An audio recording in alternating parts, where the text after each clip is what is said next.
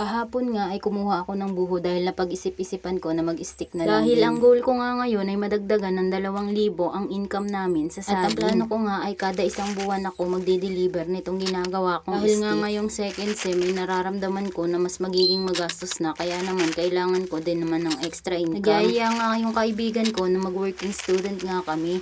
Kaya lang sabi ko ay hindi pwede dahil ako ay may inaalagaan na matanda dito sa amin. At yan ay si Lola, bagong ligo nga siya. Dahil naubos na nga yung kinakayasan kong stick at tapos ng paliguan si Lola ay eto at ililipat ko muna yung alaga naming kambing na malapit ng manganak. Di na kasi pwedeng sabangin yan ni Tali na malapit dahil malapit na siyang manganak at delikado na, baka naman mabigti, ay naku sayang lang. Pagkatapos ko ngang mailipat yung kambing at eto ay tumaga na rin ako ng buho na gagawin kong stick dahil kinulang nga ako sa buho kanina. Sa pagkakayas ko ay natapos ko na yung mga kinuha kong buho kahapon.